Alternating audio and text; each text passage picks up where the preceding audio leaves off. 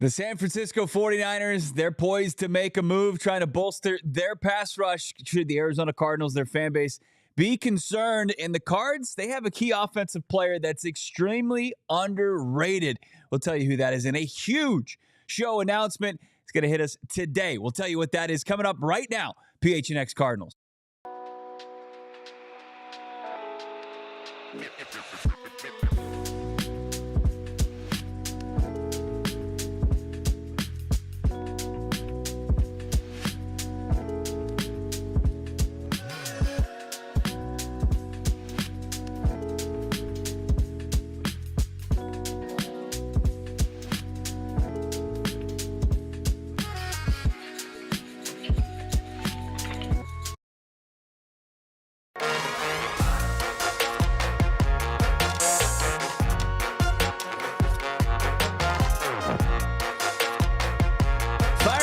PHNX Studios, downtown Phoenix, hanging out with you. Not Studio K today, but of course we rep Circle K all the time with their free membership program. We love it. Save on gas. Download it for yourself right now. What are you doing? If you're not, hit that like button. Subscribe to PHNX Sports. Brack hanging out with you. We got Damon, Dawg behind the Mac in the producer's chair hanging out with us as well. Man, oh man. What should we do? How should we address this right now? It's Friday, that's for sure. What's going on? Aaron Van Buren, I see you. Good Tony. Alberto E. Benjamin, Biscuits and the Bear. We got David. Yeah, of course you guys didn't get your usual live from your guy Johnny Venerable. Why is that? Should we let the cat out of the bag, or should we just let this one marinate for a while? I say we just let this one marinate for a while. I do wonder if anyone caught the play of not being in Studio K today solely so Bo didn't have to hit the live the same way that Johnny Venerable may, hit the live on a daily basis. It was really more of a strategy play than anything, Bo. Big time strategy there. Was it a strategy because we just fired Johnny Venerable this morning? Or was it, maybe he's dealing with some issues and we're wishing him a speedy recovery? I don't know what it would be, but regardless, they kept me out of harm's way from having to really strain these vocal cords, dropping a live to start things up. What's up, JoJo? What's up, K2, Gage, CBK, Big Red 6, Sean? I see the entire squad. Espo wondering where Johnny is. Well, Espo, did you give him his walking papers this morning? How did he take the news? We'll have to get into that. Maybe he can drop some hints, some Easter eggs in the chat. We appreciate everybody joining us today. Of course, it's the final day. You can get a heavily discounted membership, diehard membership here. Go PHNX.com. Cash in on that while you can. We extended it one more day. The 48-hour sale was not just 48 hours. We said we need to get more people a part of this community, and we're thankful for everybody that already is there. There was lots of speculation actually earlier today in the Discord about what the big announcement is, and we'll just kind of continue to keep people on pins and needles until later in the show when we're going to get into that. But until then, we're going to get into the San Francisco 49ers poised to add to their pass rush. Of course, the San Francisco 49ers, they're that team. They're that team that everybody didn't seem to care were so bad last year in the cellar of the NFC West. They got a hall pass, and everybody's just like, hey, they're going to be on the rebound. They're the darling rebound team because of a cupcake schedule and people just assuming that San Francisco 49ers with their star power should get back on track just by default. That's not the case. The NFL's hard. The NFL, sometimes when production falls off a cliff, you can't necessarily, it's not easy to just get back on track. Like big time players don't just refined it, and next thing you know, they're back, scoring touchdowns. If you're Christian McCaffrey, being a vocal point of the offense, going from barely playing last year to being a bell cow again. So Ryan H., Dirty Mike and the boys jacked up Johnny's Prius. You turned my precious Prius into a nightmare. Is that what Johnny's saying right now to Dirty Mike and the boys? It's possible. Keep speculating, man. I love it. Yeah, Landon wondering, is JV finishing his steak? If that was the case, you wouldn't have seen Johnny for like 2 straight years. If Johnny was quarantined from the show because he didn't finish his steak, food coma. Yeah, we wouldn't have seen the man. So yeah, it's not steak related.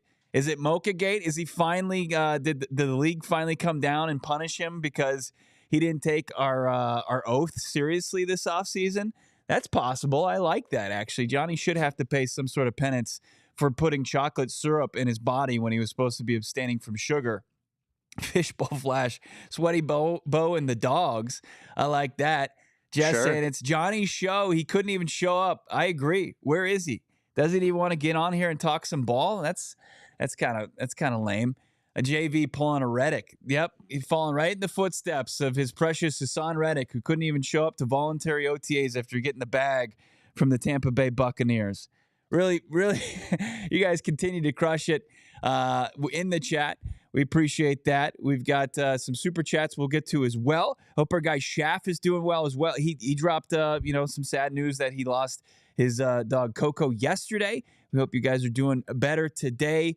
It's time there with things like that. Dogs, man, it's tough. It's one of those things. It's tough to deal with.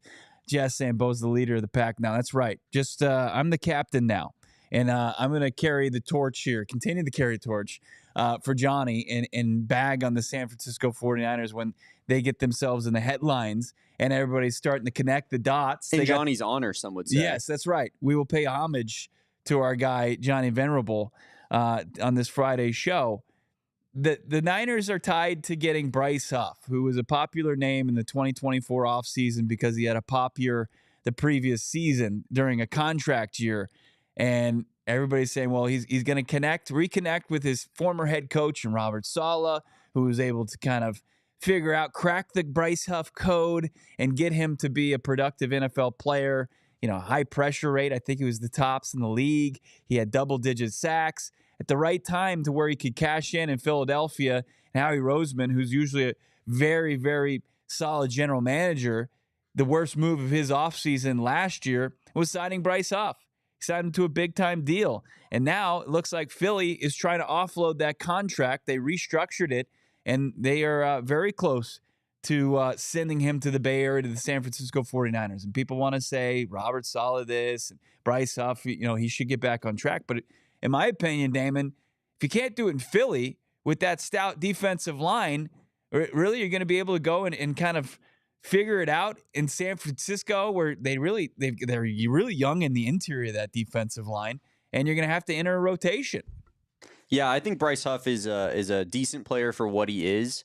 And what he is a pass rushing specialist in like the truest sense of the word. The guy is a complete liability basically against the run. And that's how teams play him. So I think that's why he didn't play that many snaps in Philly comparatively to a guy like Josh Sweat. And I know we'll get into that comparison a little later here. But mostly like his highest success as an NFL football player was with the Jets probably in 2023. Had an elite pass rush grade, had an abysmal run defending grade. But the Jets did a really good job of only getting him on the field during these passing situations. But it does, mitigate his value to an extent, right? Where like you can't play him on first down essentially. And that, he's a player that is very specialist role fitted. Yeah. And because of that, I think that mitigates his value. He's decent for what he is, but he's not really, in my opinion, the type of needle mover that the Niners are going to need given the influx and outflux of players that they have this offseason. He's more of like a put a team over the top type of piece. Yeah. That's why I liked him in Philadelphia, but he honestly just didn't really work out there. So that's what makes that part of it even more interesting. He wasn't a full-time defender even with the Jets. Like the numbers, they look like starter numbers. And I think that's what was so intriguing. And like the analytics would tell you, like, this is somebody that can come in and you can pin his ears back and he can get after the passer. But to your point, this is a guy that's coming out of the bullpen and he's got one pitch.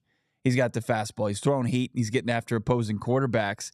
And that's great because that's a big part of this as far as being a pass rusher to be a sack artist. But it didn't show up. I mean, outside of that season in 2023 for Bryce Huff, I mean, the guy's college Shamar Stewart as far as his numbers. Like, this is a guy that's putting up 2.5, 3.5 sacks, and sandwiched in between is what, a lot of us would say is a bit of a fluke. It was kind of a fluky year. I think he benefited, obviously, from Quinnen Williams playing in the interior of that Jets defensive line and them having some nice pieces there, and he was able to just gobble up all the sacks and parlay that into a big deal. But this is a guy that's lacked consistency his entire career.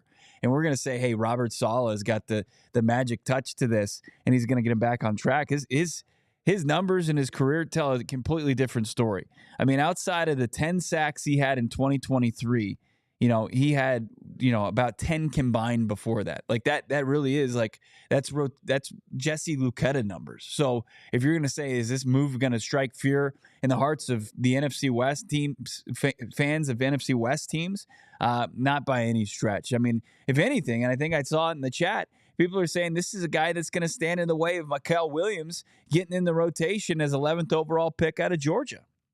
Yeah. I mean, for sure. Like, that's certainly going to be Nick Bosa has one of those spots locked down, right? So you figure he's going to be on the field for probably 70% of the snaps, right? A little bit more than, your regular starter. And then you have Mikael Williams, who I think here's where Mikael Williams, maybe where it helps the fit a little bit, is that Mikael Williams is, he's a big body defensive end. He's about 260 pounds, right? And 6'5". Like, I think he can project as somewhat of a high level run defender if he can figure that part of his game out early. We know we didn't see that at Georgia a lot last season because of that injury, right? They used him as that Bryce Huff kind of pass specialist. So I think there's somewhat of a mystery about how good Mikael Williams truly is at defending the run, right? But if he does that at an effective level, I think the fit works. But if he doesn't, man, are the Niners looking at a rough run defense, I think right now, just given, what their base 4-3 depth chart is looking like. Like Fred Warner, I mean, that obviously strikes a little fear into you. Other than that, we already talked about Nick Bosa. Like, those are the two players, and after that, it's bunch of Jags. It's a lot of unproven guys. Like, you can say, hey, I like what Alfred Collins is, the kid that they drafted out of Texas, and CJ West, the kid that they drafted out of Indiana, and the interior of the defensive line could project to be.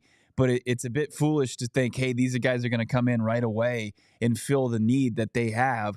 That's huge. It's glaring in the middle of that defensive line. There's gonna have to be a lot of heavy lifting from Nick Bosa next year. Can he stay healthy enough during the marathon that is an NFL season in order to do that and carry this Niners defense that I don't think people are paying enough or close enough attention to, that struggled so mightily last season. I see somebody checking in from Austin. What's going on? How you doing? Thanks for checking out the show. Make sure you subscribe to PHNX Sports.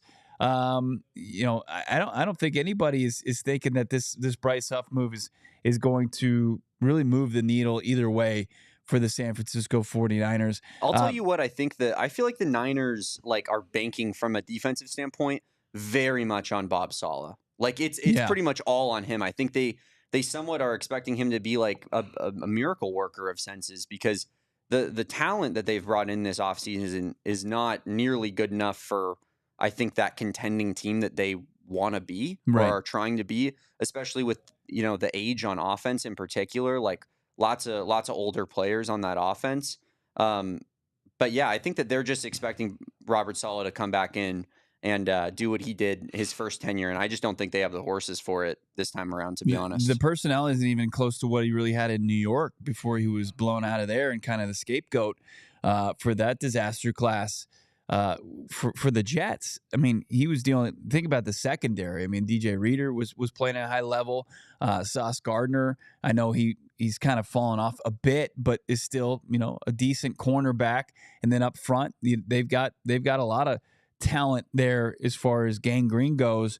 When you look at what San Francisco's featuring in the beyond Fred Warner, as you mentioned, Damon, and Nick Bosa, the secondary, Mustafa is really the lone guy that is maybe kind of a known commodity, where you got some guys, first, second year guys that they're going to need to be ahead of schedule. And that's going to be tougher when they're not as stout up front. As far as the NFC West arms race, I mean, the Cardinals have done a lot of their heavy lifting already. Like, first day of free agency, they're in tampering. They get Bryce Huff's teammate from the Eagles last year and Josh Sweat. You start to look at kind of the stats here. Josh Sweat versus Bryce Huff. Both similar age. Sweat just a little bit older, 28 to 27 years old. You look at the snaps. I mean, Sweat was just a guy that has been consistently on the field during his NFL career, even though there's been questions about his knee. You know, that was a question when we were kind of looking at him through free agency. Was, you know, does he have a degenerative knee? But this is something that he's been able to debunk his entire career. You look at the pressures, 255 pressures to 154, 43 sacks in his career, and then 20 sacks from Bryce Huff as far as, their career sacks go, and 10 of those in one lone season. The rest, the other seasons combined, and forced fumbles, 7-2. So as far as where the Arizona Cardinals, what they invested in, you look at kind of the deals from one offseason to the next. I think the Arizona Cardinals are betting on a more of a proven commodity in Josh Sweat, and also just like the overall work that they've done on their defensive front seven compared to what San Francisco has not done. They did use day 2, day 3 picks on that defensive front seven, but like, is that going to match up with Sweaty J, our guy, or is it going to match up with Calais Campbell, 16th overall pick, Walter Nolan? They added Michael Williams, but outside of that, it's really like I don't think there's any debate here. I think the Arizona Cardinals have really kind of narrowed the gap that was once there between them and the Niners as far as their defenses go. Yeah, certainly. The Cardinals, I think, have kind of snatched the Niners' chain when it comes to having a good defense in the NFC West, if I'm being completely honest. I mean, those stats are telling just in the way that Josh Sweat is constantly on the field and very, I think, steady, solid, maybe not the highest ceiling, but a very high floor type of player. And while, you look at the pressure rate percentage, like based off of snaps, a lot of that I think has to go into how many pass rush snaps they're playing versus one another. So that's going to skew that percentage a lot. But yeah, Josh Sweat is, it's like I said earlier, like he's a one-dimensional player. He does what he does at a decent level, but he makes playing him difficult. Whereas a guy like Josh Sweat, you know what you're getting. You know he can play on any situation. And I think that that's what's appealing about a Josh Sweat is that you feel like you're pretty solidly getting a 10-sack guy who can defend the run. And, there's not really a problem with that when you have $40 million in cap space still in your pocket, like overpaying a little bit for a guy who's maybe a little bit more closer to an average football player than a great one. I think when you're playing with what the Cardinals had to play with last season, like that's night and day difference. Right. And Josh Sweat is a good signing for that exact reason. Yeah, I mean, a well-rounded pass rusher, well-rounded, especially in the sense of what Nick Rallis, Jonathan Gannon want from that position at the outside linebacker spot, where like you might see a higher pass rush grade from Huff, but that's about it. Nothing else stacks up close to Sweat, but Sweat still has decent upside. Like the big thing for me here is you have Sweat exit to the Cardinals on a free agent deal. You have a guy in the interior and Milton Williams, who also got a big, huge free agent deal. Key pieces from that Super Bowl winning defensive front seven, and the Eagles were more than willing to just say, hey, Niners, you want to take on this contract? Like, we'll restructure this. We'll make it look more appealing to you. But they didn't envision a role for Bryce Huff in this lineup going forward, and it's not that great. Like, I'm looking at their outside linebackers, and I'm seeing Nolan Smith. That's fine, right? But outside of that, there's just not much to it. They're going to have to really lean on some youth here in Philly in order to kind of get any kind of rush going on. I mean, and they're just like, yeah, okay, Bryce, we feel like we can find some sort of similar production than Huff. Yeah, to your point, like that's the fact that the Eagles look at Bryce Huff and say that's a player we could do without. Yeah. I think that's very telling because he didn't have a good season for them last year, and what better team is set up for success as like a pass rusher, a specialist pass rusher than the Philadelphia Eagles, who have run stoppers up and down their defensive line, really good linebackers as well. Like I feel like the Eagles are like the perfect situation for a Bryce Huff caliber of one-dimensional kind of pass rush specialists, and it just didn't work out. So I think that alone tells me everything I need to know. The Niners, they're tortured in their own right. Like this has been a team that's window has been open consistently for the better part of a decade. And they've got some Super Bowl appearances to show for it. They've got some NFC West championship or NFC championships to show for it. But it brings a smile to my face, and I think for Cardinals fans that they don't have any ring to show for it. It really is like you were able to kind of I feel pretty confident in saying that you were able to weather that storm as a Cardinals fan and knowing how sometimes insufferable Niners fans can be. That they weren't able to ever get that other Lombardi that they were almost felt so confident they were going to get. Really, they fumbled it. Like they've fumbled this thing. Obviously, they've had leads in the Super Bowl and been right there and just couldn't get it done. And it just fills me with so much joy to think about that. I would say that, this year is very make or break. Like this has got to be the last year. I mean, you look at that offense, Trent Williams, George Kittle. Yeah. Brandon Ayuk coming off that knee injury, Christian McCaffrey and his Achilles issues. Like, I just can't see that being the nucleus of a team moving forward in the NFL, given how fast, players' careers are in this league.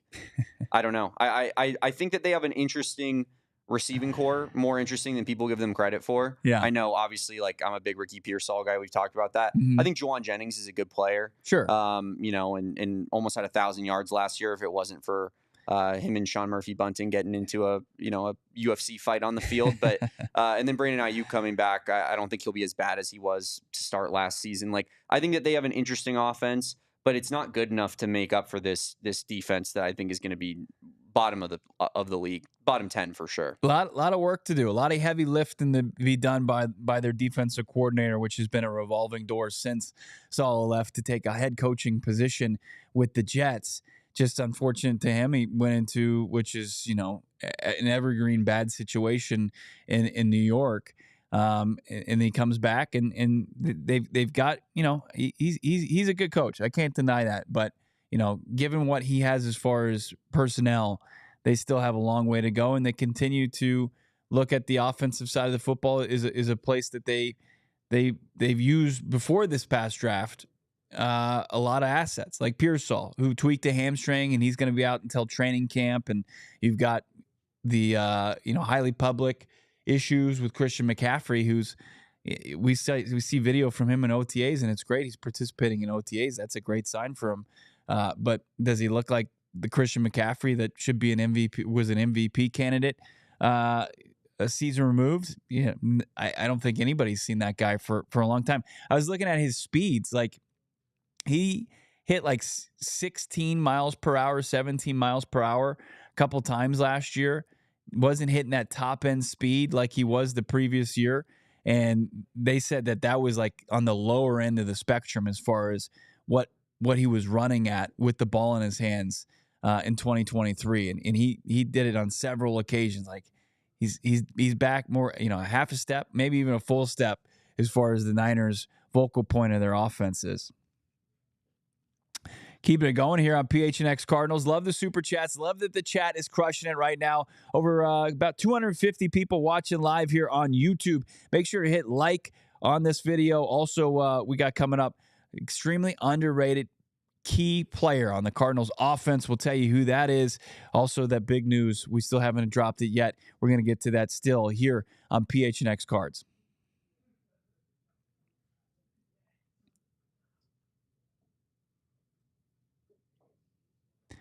Got to tell you guys, take the guesswork out of buying your tickets. We got a Diamondbacks game going on right downtown. We got the Nats in town, the Nationals in town, Washington versus Arizona. Can the Snakes get back on track? Or do you want to go check out the Merc? I think the Merc are welcoming the Lynx. Is it an undefeated Lynx team and a one-loss Merc team?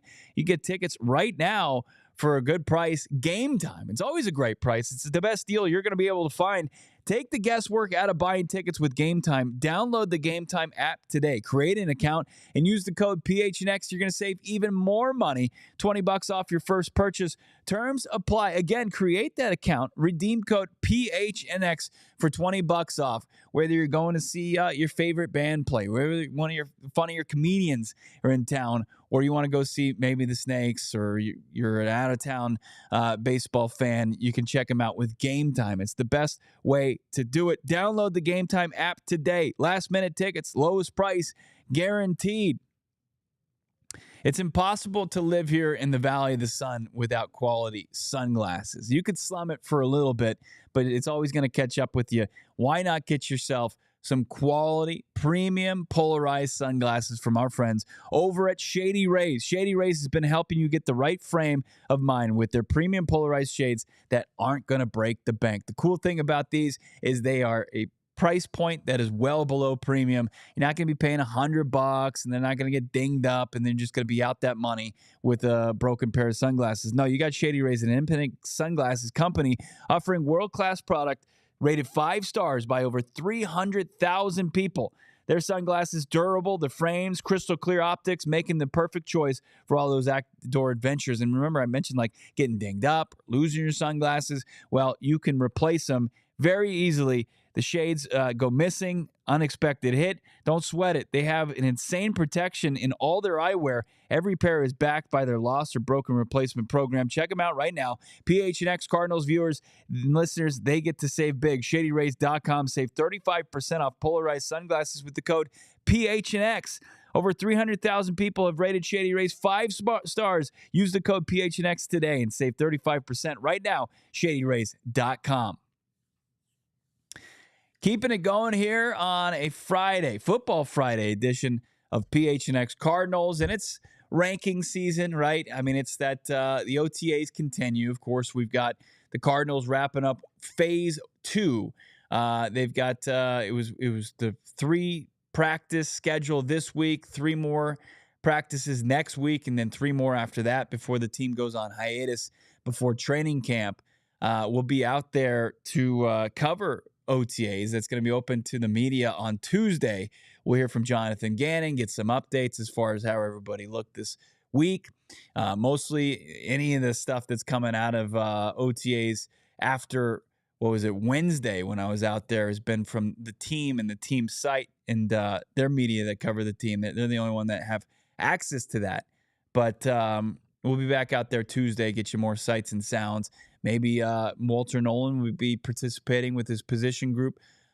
This time around, he was kind of working out on the sidelines on Wednesday. We'll see if they get him in the mix. We'll see if they get him under contract. But as we were talking about yesterday, like, is the Shamar Stewart contract holdup in Cincinnati a pick directly behind Walter Nolan, a big kind of sticking point to make sure Shamar Stewart doesn't get a sweeter deal than the player picked ahead of him. So it's representation, doing the right thing, making sure that deal gets ironed out, and then get Walter Nolan under contract. Cardinals, Nolan, it seems like it's all in good faith. Nolan looked like he was chomping at the bit, wanted to be out there earlier this week, probably pained him not to be able to. And then Will Johnson's out there too, waiting for him to get signed as well. So a couple storylines to keep up with there. Getting into the rankings, we've seen the quarterback rankings. We see some disrespectful Marvin Harrison Jr. rankings. People real low on Marvin. That's fine. They can continue to overlook the Cardinals' second-year receiver. I think he was 40th on one wide receiver ranking. They had the likes of like Cooper Kupp ahead of him. Who else egregiously was on that, Damon? You know what I'm talking about. The one that Marv liked on social media. Yeah, I did see that.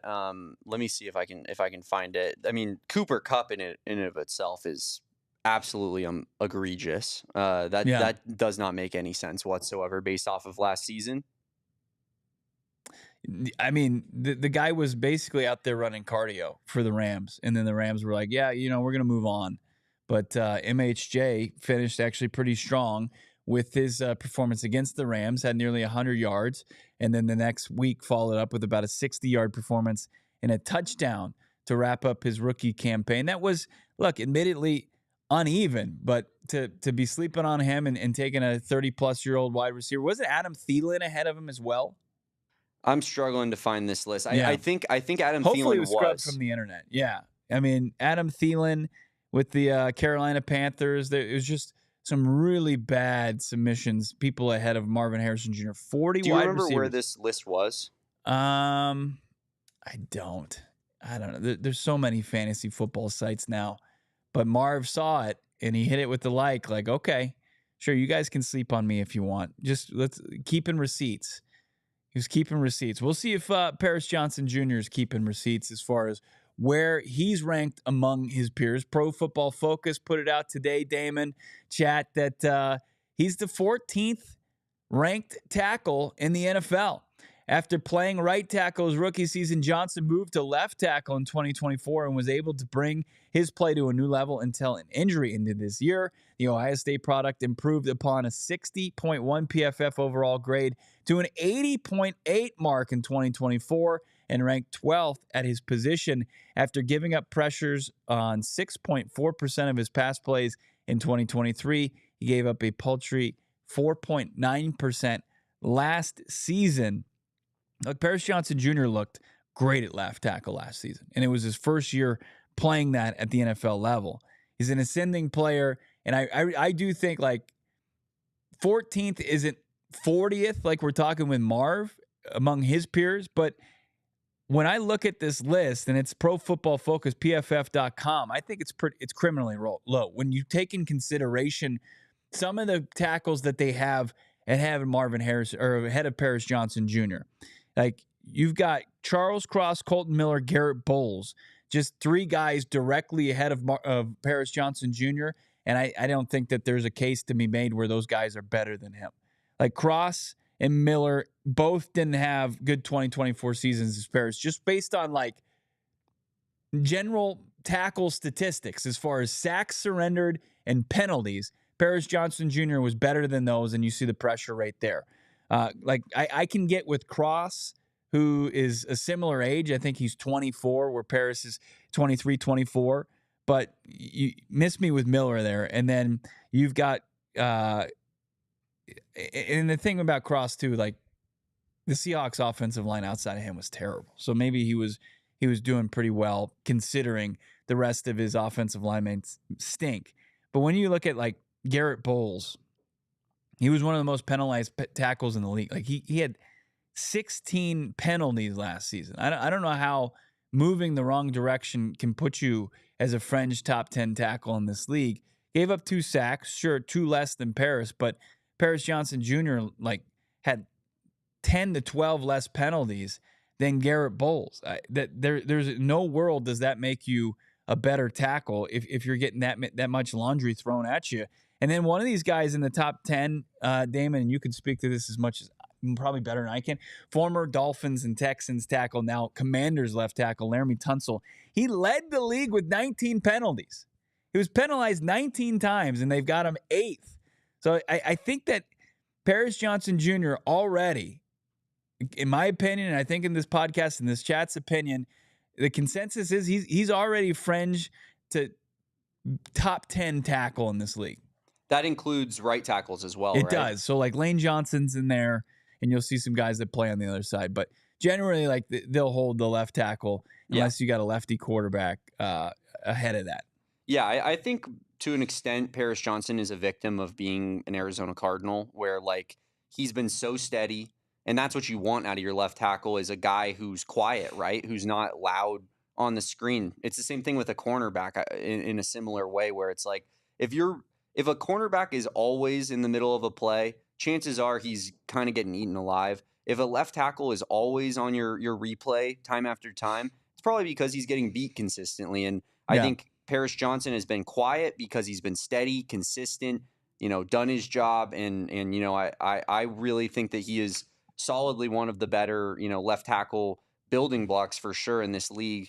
Laremy Tunsil, I think, is a really good player and an incredible pass protector, but always been penalty prone. A lot of false starts with Laremy Tunsil. I think that's a big part of Paris's game. That's a good selling point is how he limits that penalty exposure. But all in all, I really do think that the Cardinals experience this a lot because of just the size of the fan base. I think in particular is the national publications don't look at their players, I think, in the same light that they might if they played in Philly or some example like that. I think Paris Johnson is for sure maybe probably a little bit better than that, but definitely somebody that is consistent as they come, and thrilled to have him on the roster. The durability, and I know they put in there like the little cliff note that he missed the end of last season, and we've talked to him this offseason. He says he's way past that. Physically, he's already back in a great spot. Like before that injury, like he hadn't missed a single snap in his NFL career, not one his rookie year, and then he only missed some snaps when the Arizona Cardinals would get up, with large leads, and they pulled their entire starting offense. Played in 14 games last year, and he's going to be 24 in July. So he's younger than Charles Cross. And you got this guy, and you just look at the numbers and how he was able to make that jump from year one to year two. He goes from 60 grade to an over 80 grade. He's undeniably an ascending player. Like he's only going to go one direction. Like the one knock on Paris really his rookie season was they thought he needed to be way stronger, and he's gotten stronger. He's already really athletic for his position. You look at him, he doesn't look like your typical big, oversized tackle. He looks like an athlete, a borderline, defensive end type player who's playing the tackle position. So, man, I just think they got this wrong and right. He's probably a victim of playing here in the desert right now, where they weren't a relevant team during his rookie year. Obviously, it was the first year of a rebuild. And then last year where, I think they obviously opened some eyes, but they played one primetime game and it was on an app. And then the other one was a Saturday night game where I just don't think people got enough eyes on Paris Johnson Jr. And they're saying, we know Colton Miller. He's been in the league this long. Charles Cross has been in the league a little bit longer. He was a first-round pick before Paris Johnson Jr. for Seattle, and they give them kind of the edge there. CBK saying PJJ is one franchise piece they actually have on the O-line at the moment. Sure, absolutely. I mean, it's the biggest investment they've made.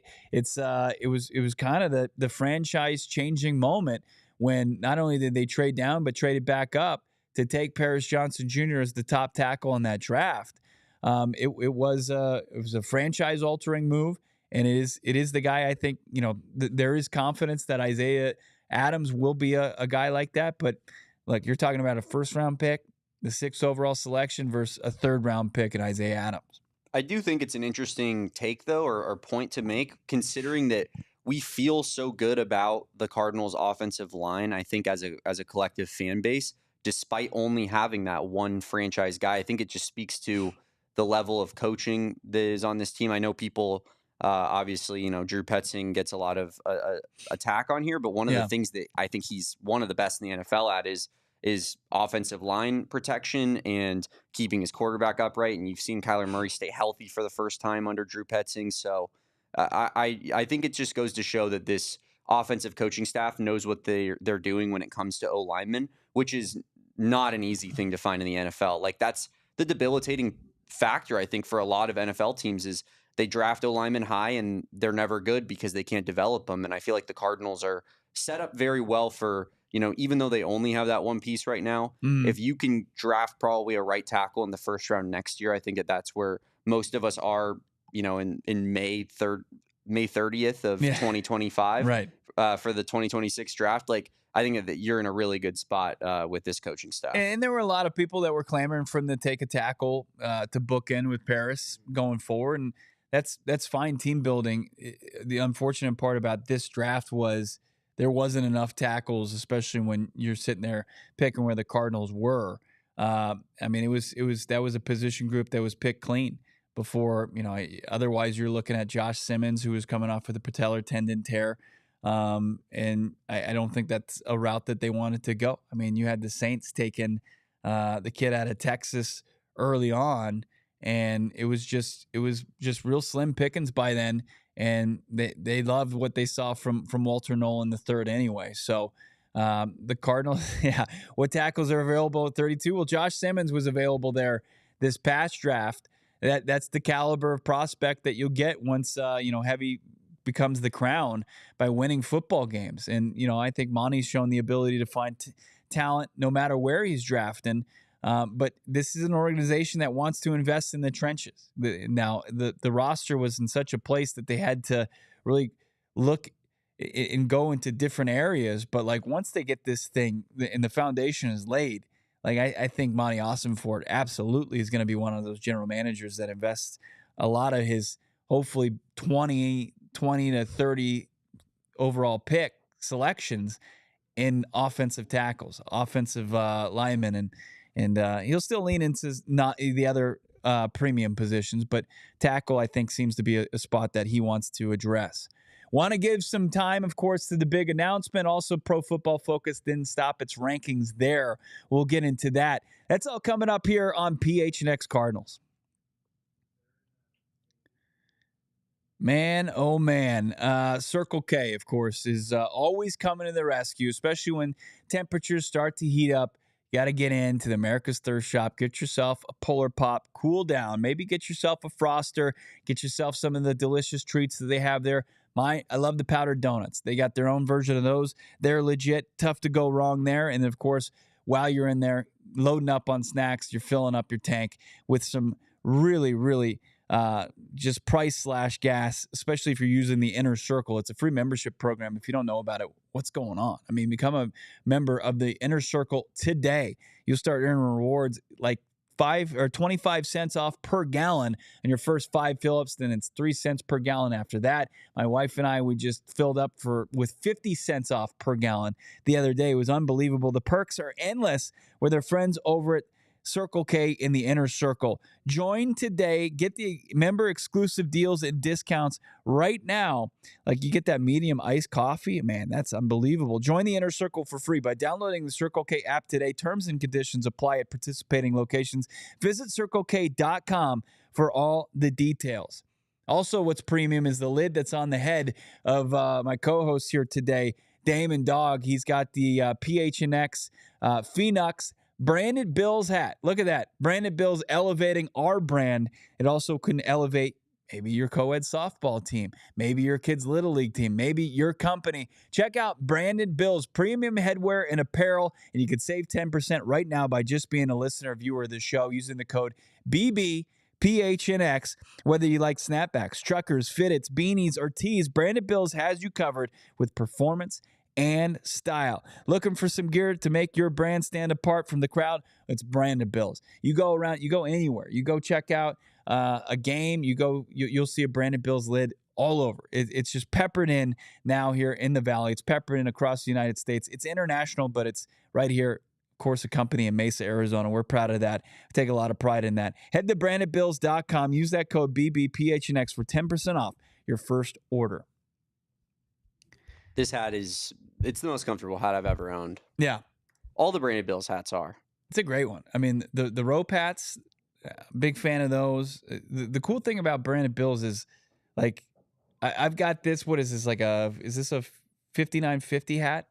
You got the 49s, right? You got all the, sometimes like you like certain hats and they just don't fit right. Branded Bills has the fit and the style that you're looking for. Like I went through it, like the truckers, the snapbacks, like all of them. Branded Bills has every style that you're looking for, the dad hats, whatever it may be, and then they can put your logo right there. They got the campus collection. It's unbelievable. I was looking at this. PFF snuck this in on a Friday. Their roster rankings, Damon. We don't have a graphic. I just want to kind of scroll through it, give people kind of an idea. As you mentioned, May 30th is big time news. The 2025 NFL roster rankings, strengths, weaknesses, X factors for every starting lineup. And we'll just go with the Cardinals. I will say, as far as the number one roster, it's the Eagles. Number 2 is the Ravens. The Lions are number 3. Chiefs are 4. Bills are 5. Rams are 6. So you have to go all the way down to 6 to find an NFC West team. Texans are 7. Vikings are 8. Vikings feels a little low there. To be honest, roster-wise, I agree with that. I think that the Vikings have one of the best rosters overall. Biggest question for them is quarterback play. But, yeah, roster-wise, I mean, they've done a great job in building that thing. Broncos somehow get up to number 9. This is the rise for the Broncos. They had to have been like 30th, 31st, 32nd at this time last year. I mean, it was one of the worst rosters in the league, and a credit to them for going as far as they did. but I don't think they have the 9th best roster. I mean, they clearly have some really, really good players, right? Like Pat Surtain is Depoy, best corner in the NFL probably. Who's their defensive end? Nick Zach Allen. Zach Allen for sure. But Nick Bonito. Nick Bonito had a really, really good season last year. Like I think they have some top level talent. Obviously, you look at a young quarterback who had a good year as a rookie. But yeah, I don't think that they're anywhere close to a top 10. I would put them at 20 probably, just off the top of my head. Yeah, I think just inside the top 20, and we'll get to that tier, right? Tampa's 10th. You've got I like their roster a lot. Yeah, it's been solid. I mean, it's gotten into the playoffs a couple years in a row. Baker Mayfield's really taking advantage of that. Washington, what a turnaround! They're 11. They've got the Chargers 12. That's pretty high for me as far as that roster. I think they make pretty good with what they have. Packers are 13. I would probably put the Packers a little higher. Mm-hmm. Niners at 14. I think that's a little high.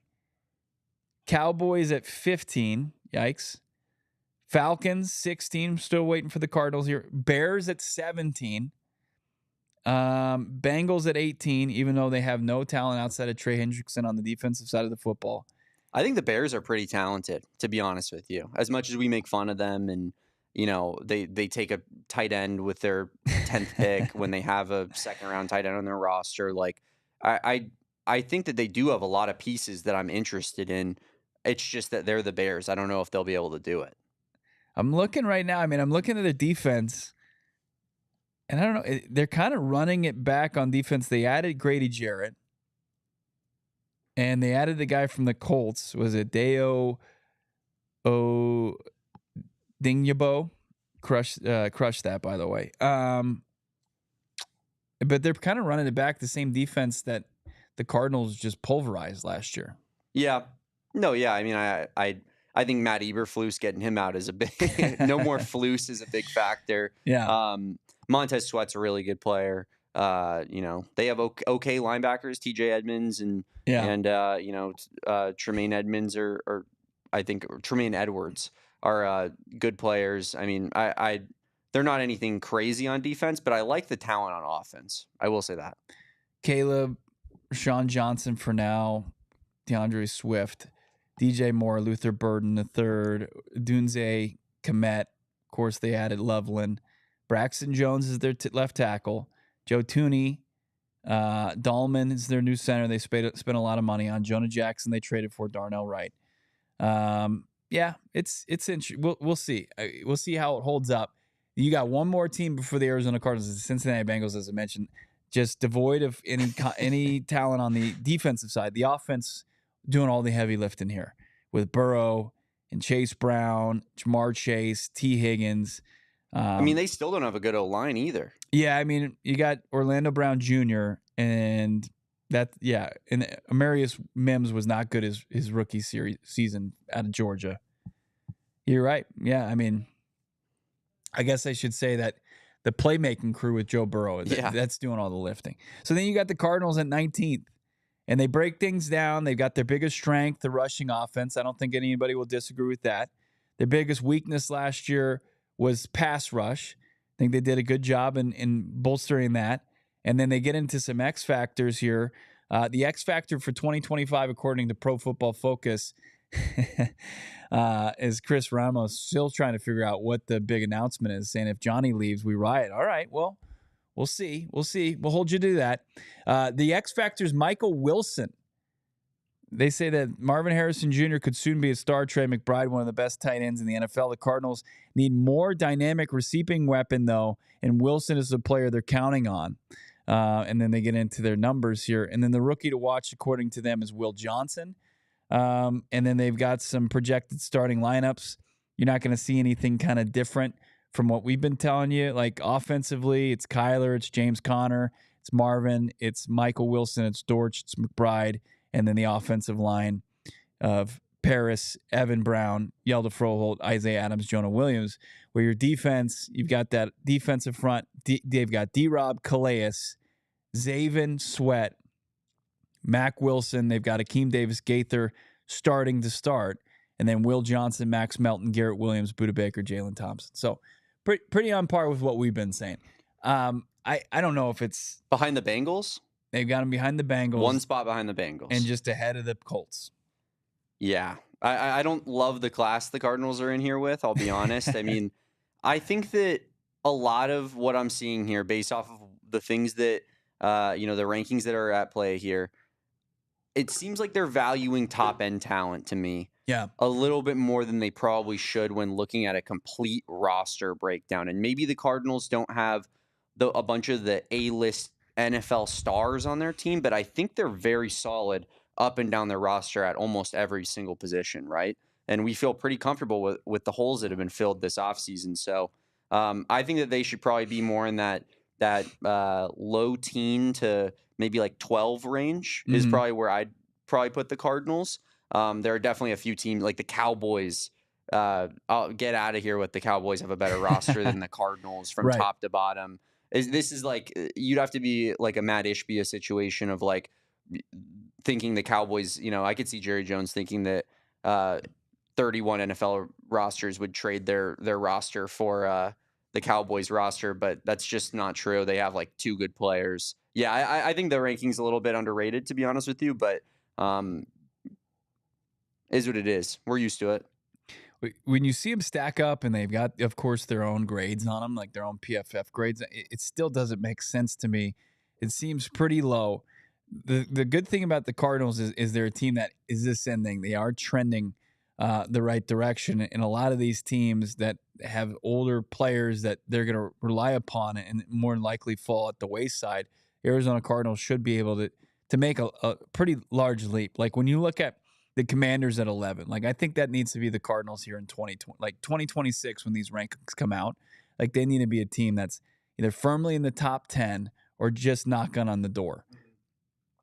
Because otherwise, like the talent that you're expecting to make a jump this year just had either kind of a ho-hum year or kind of fell off. So that's the latest out there with Pro Football Focus. As I said, where are the Seahawks on that list? I was interested. Good question. Because I think that they're a little. I'll be honest. Like I'm not high on the Seahawks this year. I think their roster is pretty solid. I don't believe in Sam Darnold, but good running back room. Good high end wide receiver one. Charles Cross at left tackle, who you mentioned earlier, a really good defensive roster in my opinion. So they are down. I mean, you've got teams like the Colts and the Steelers ahead of them, and then they're at 22nd.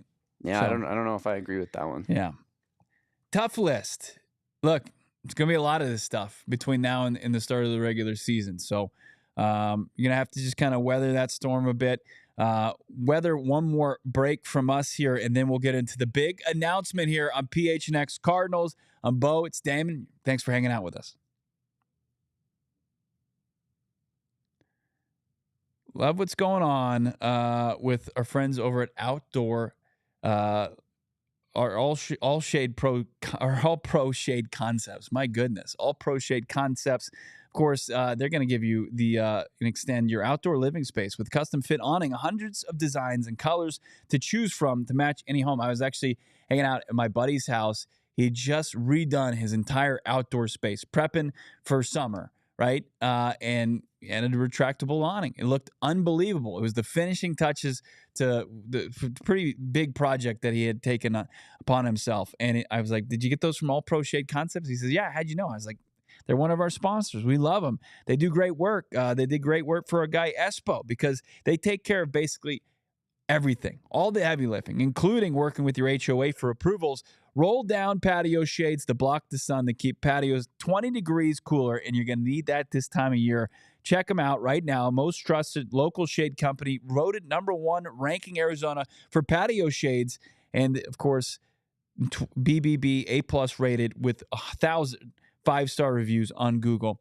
In business for 20 years in the Valley. Check them out. Licensed, bonded, insured. Call 623-204-1476 or visit allproshadeconcepts.com now and schedule your free estimate with All Pro Shade Concepts. They do great work. Make sure to check them out for yourself here in the Valley in the sun. And also got to tell you about our friends over at Pure Edibles. Love Pure Edibles. Over 130 dispensaries statewide carry Pure Edibles. They are a full-fledged candy company offering gummies, kicks that are just like Starburst, and chews that are soft candies like caramel, and of course hard candies. Pure effects clearly listed on each 10, so you know exactly what effects to expect from your gummies that you got from Pure Edibles. They're not covered in sugar like all their competitors. They were created up in Flagstaff at the Noble Herb Dispensary, but they call Phoenix home now because they are churning out for all those 130 dispensaries statewide. They're designed to be ripped, bit in half, making them easily shareable and easily dial in your exact dose. Go find yourself some Pure Edible products from one of the 130 dispensaries statewide here in Arizona. You guys are killing it in the chat. Make sure to like this video. Make sure to take advantage of our Die Hard discount. It's up there for a few more hours. Get in for the low price of $36. If you were a Die Hard already, you saw all the speculation about our big announcement in today's exclusive member Discord. Did any of them get it right? I think some people have said some things in the chat trying to figure out what the deal is. Damon, are we ready for this? Yeah, I think so. I mean, there are a couple guesses, real quick here. There is that start of the summer intro offer, $36. Just $1 extra, Bo, from that t-shirt value, and you get to become a diehard. Wow. You get access to the Discord, discounts on all our events, free written work that has a paywall on it. It's unbelievable offer. Scan that QR code to the left there. But yeah, we had a couple people that were pretty on the money. I like this one from my guy Tim here.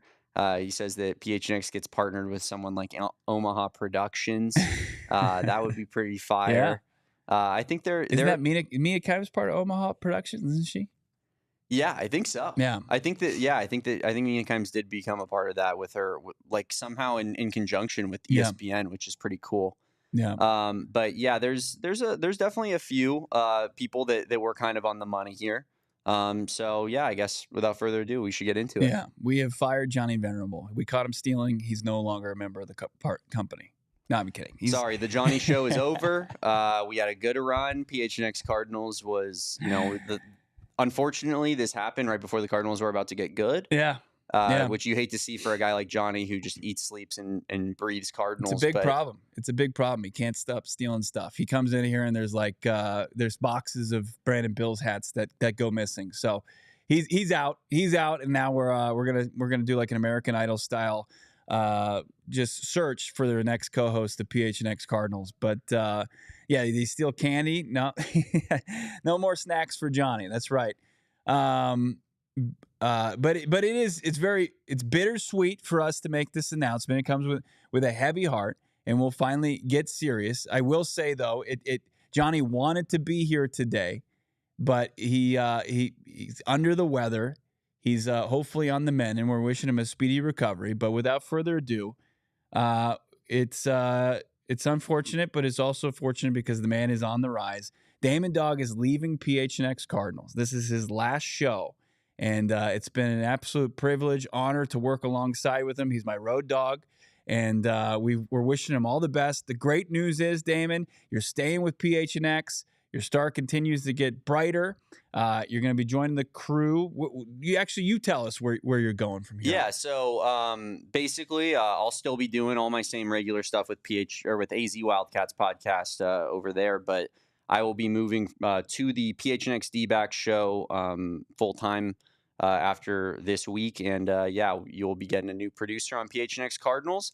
I will be leaving it in good hands, and I'm sure he'll make a name for himself very early on with all of you fine people. But it's like you say, it's bittersweet. I think it's I never for a look into my life, like I've never really thought of myself as a producer for full time. That was never my goal.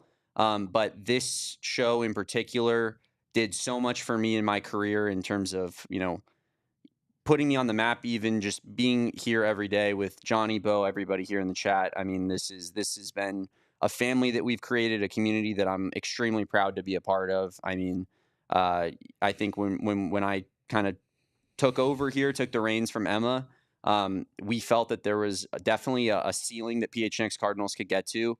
that we hadn't gotten to yet. And I feel very proud of the work that we've put in here in terms of getting that. Jonathan Gannon interviews, Kyler Murray interviews, like Trey McBride multiple times, all of the top dogs, right? And it's been an unbelievable ride, from hold the line to, now a team that looks like it could make a playoff game. Like this has been a lot of fun. I'll never forget this time period in my life, and definitely super grateful to this show, this chat, and mostly you and Johnny for, setting me up for success and also always supporting me. And it's going to be hard, but because I love this show and love being a part of it, but I'll still be around and I'll still try to go to all the events. And, I'm still here at PHNX Sports. So yeah, it's definitely going to be tough, and I'm getting a little bit emotional talking about it, but definitely, I think a step that was needed at some point in my career, but I'll always love this show and be happy to, see what the things that you and Johnny are going to accomplish, because I know it's only going to keep going up. And yeah, it's special, truly a special community that we have here. Yeah. And hold the line forever. And I think the hold the line movement, man. I mean, that's all Damon Dawg, and he's going to be forever part of PHNX Cardinals lore, and a big part of the growth of this show. Like the HTL, man. Like that, you go anywhere where it's State Farm Stadium, or we're hanging out at the draft party, people shout "Hold the line," and it was started by sweet baby Damon Dawg, little infant Damon Dawg, who just cutting his teeth. I think that truly was sweet innocent newborn baby Damon Dawg when I came up with "Hold the Line." Pretty much still the biggest thing that I've done probably in my media career, but definitely like the first big thing for sure, where it's just like I'd go on like Cardinals Instagram posts and see people in the comments that have had zero interaction with me just saying like HTL, right? And I'd just be like, what the hell is happening right now?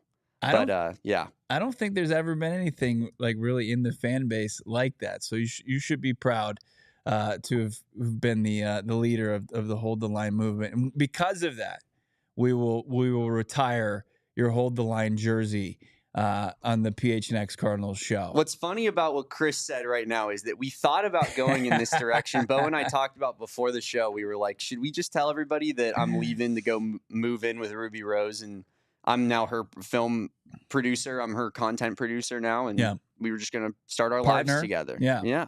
Partner, friend, maybe more. I don't know. That I don't think anybody can deny the chemistry that you guys had at the Kyler Murray Foundation Celebrity Softball game. That unbelievable picture that we took. We got one positive, one guy who's pumped about the move. We got Sean in here. He loves it. Big PHNX D-backs fan, Sean. Yeah, thank you, Sean. Yeah, it's gonna be epic. I think it's a good move all around. Obviously, the day-to-day, that's especially on this show. We're gonna miss Damon, his voice, all the creative work he does on the back end.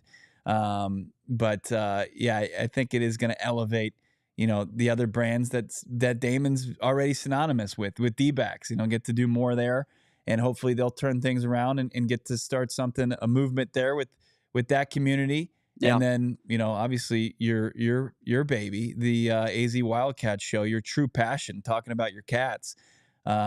Truly. Yeah. Telling people to bear down each and every day, spreading the gospel of Tommy Lloyd and, I don't know, Brent Brennan, but you'll be holding Brent Brennan accountable.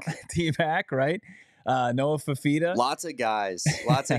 But yeah, it was, I do want to say that I was telling Derek the other day, I saw him in the office and I was hard to even make eye contact with him because of how bad the Diamondbacks have been playing. Yeah. To me, he almost represents the organization, if you will.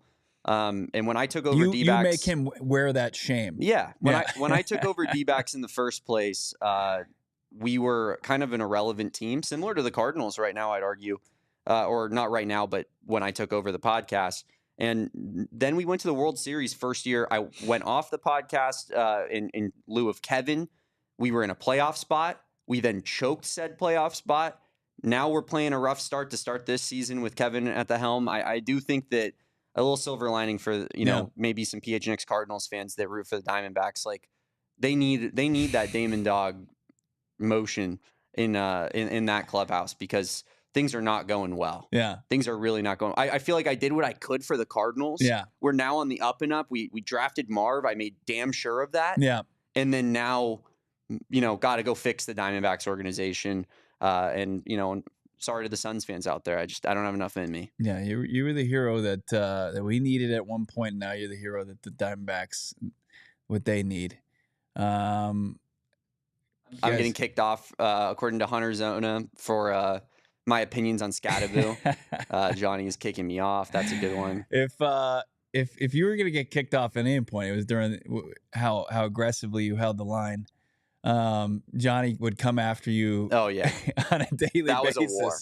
and say a lot of disrespectful things. I will say, hopefully, and we have something in the works here you won't be missing out on that. I should be able to, I think we're gonna find a space here for me to pop on and Yes. Johnny, Bo, and I'd all scream at each other and yell at each other about stuff that we get way too competitive about in the future. So Right. that it's not the last of Damon, Dawg, and I'll definitely be out at the events and wanting to hang out with everybody. So not a funeral, but definitely a bittersweet moment as we've said.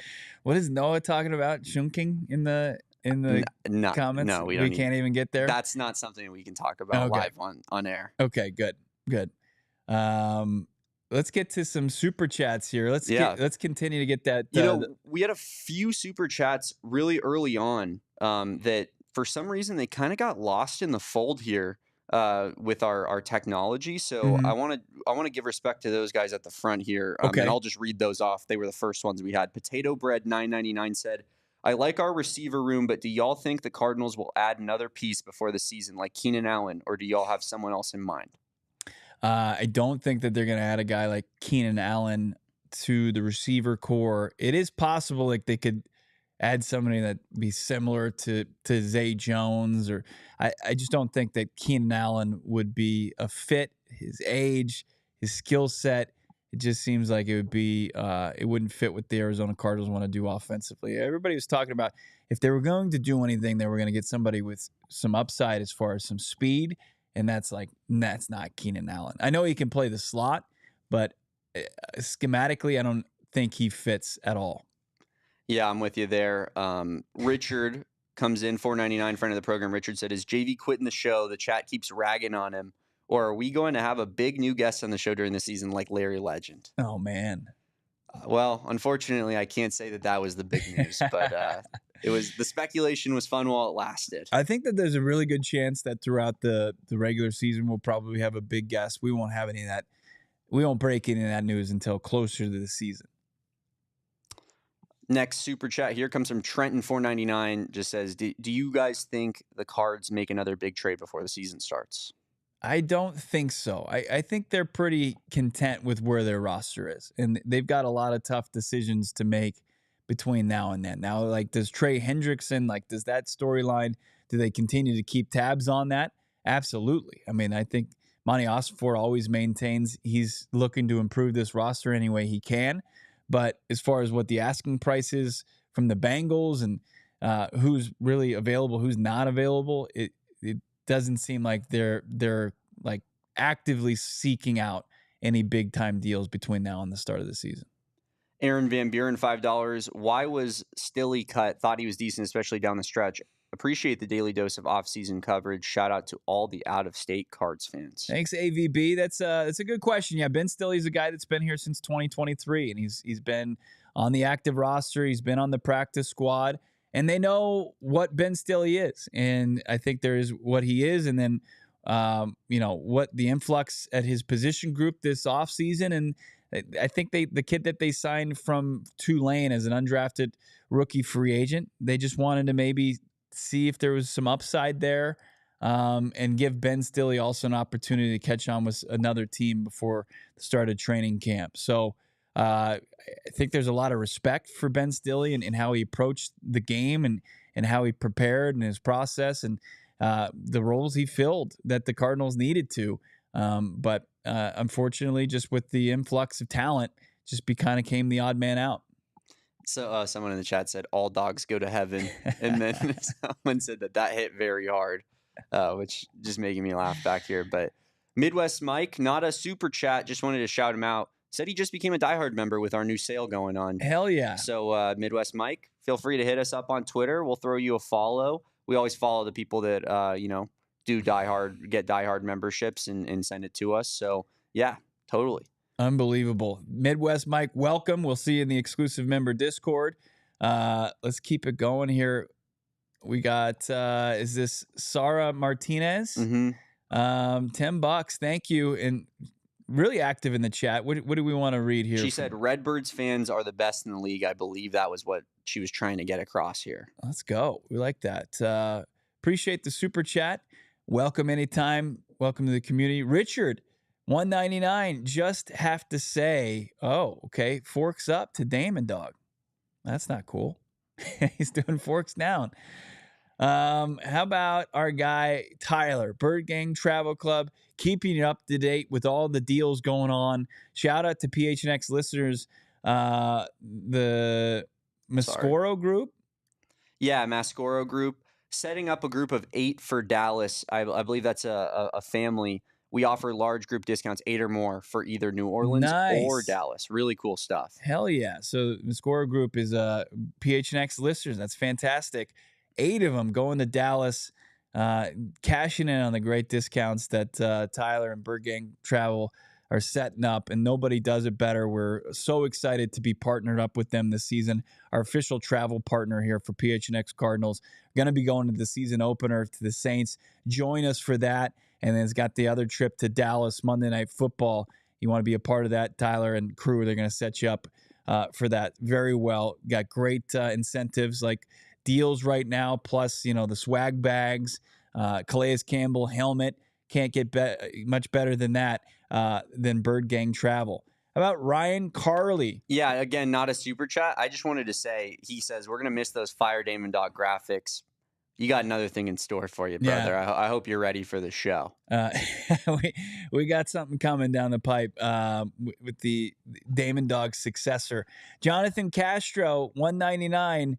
Fly, Damon, fly. We hope to see you as a guest. Yep, no doubt about it. He will make some guest appearances on this show going forward.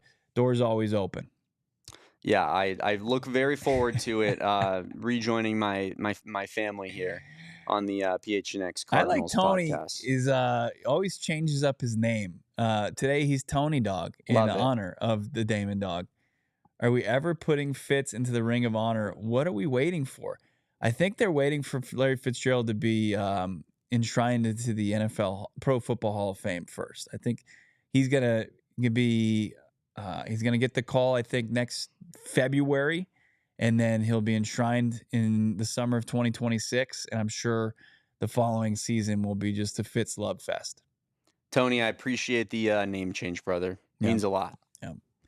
ZT Torres, one of our diehards. Good luck, Dawg. You'll be missed on the pod. And I will miss all of you. It is, as I keep saying, it is an incredible community we have built here at PHNX Cardinals, and I really do feel that the floor is the moon, man. Like this is a podcast that, like, it just doesn't stop, and it's because Johnny and Bo are just. They're such grinders, and they love it so much, and you see that in the content, and it's infectious too. So I just, this podcast is gonna continue to just do insane things. I know it for sure. Thank you, my man. Another super chat by Noah. Would you like to read this? Okay, here we go. Noah, $5 for Damon to read. Shunk shunk, wah wah, wee wee, poo poo, pee pee. $dollar bills, y'all. Hashtag Noah the GOAT.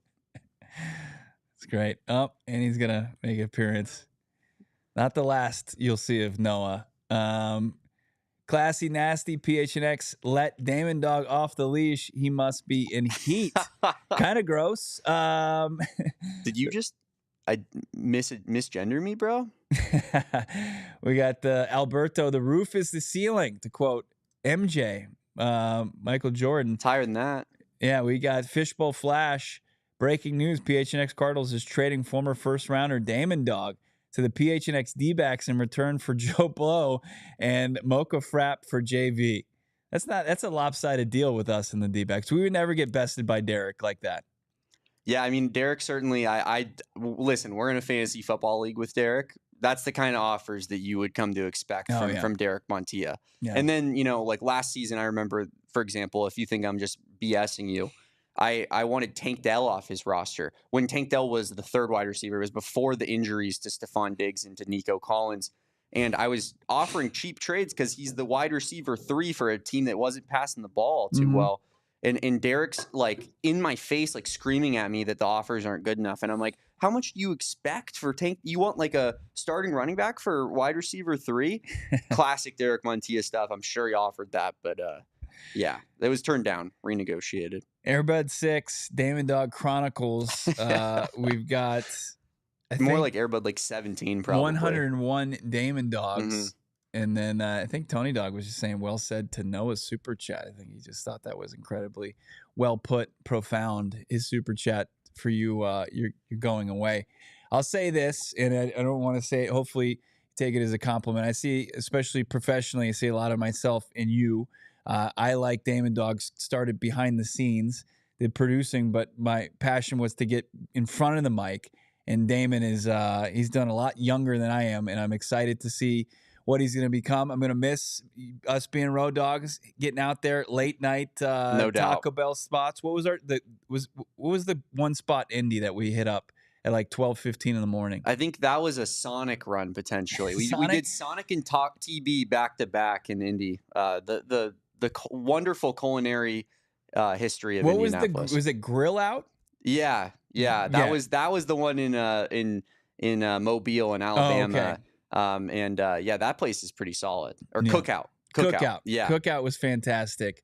A lot of memories on the road with Damon. We're going to try to see if we can finagle him into some of our road trips coming up. Hide me in Johnny's suitcase. Yeah, maybe Denver, maybe Indy. I mean, we can't do the combine without Damon Dawg. I mean, that just doesn't seem right. He's got to be there for our dinner. To make sure that Johnny cleans his plate. But it's been a privilege, man. It's been so fun. Can't wait to see what you're going to do with those other shows. To the moon with them. And can't wait to show you guys, see what's in store for this show. Beyond Damon Dawg, you've already gotten a little taste, but we'll reveal all that come Monday and hopefully get a close to 100% health Johnny Venerable by then. Yeah, certainly. And I know Johnny, I'm going to give him crap for it forever, but I know this is crushing him to not be here today. So, or he's a coward and he just kind of, first he was going to be in studio, then he's not in studio, and now he's just not on the show. Yeah, he did slowly kind of trickle that news down to me. Just kind of slipping out of this, every time we talk to him. He just kept giving me a little piece of information more and more and more that, like, it was just to kind of let me off the leash slowly, I think. Yeah. But ZT, I think, nailed it. JV just couldn't handle it emotionally. You know what? Yeah. That's exactly right. He's just a mess right now. He's probably sobbing at home and just trying to pick up the pieces. Yeah, that's classic Johnny. He's a tough guy. He's big tough truck guy, and he doesn't want to have people see him cry. Yeah. I get it. He views himself as a bit of a father figure to you, and he didn't want Dad didn't want to let you see him cry. So that's just he plays that role all the way till the end. But everybody, us included, wishing you the best, Damon Dawg. Thank you so much for all the great work you did. One last time, hold the line, HTL for Damon Dawg. Subscribe to PHNX Sports here on YouTube. Take advantage of our diehard deal at GoPHNX. Like this video, and don't just follow PHNX_Cardinals on Twitter and Instagram, and Bo Brack and Johnny Venerable. Follow Damon Dawg so you know what he's up to the rest of the way during his journey here, making great work for PHNX Sports. Have a great weekend. We're going to talk to you Monday, 4:30, right here, PHNX Cards. We all silly like the mayor.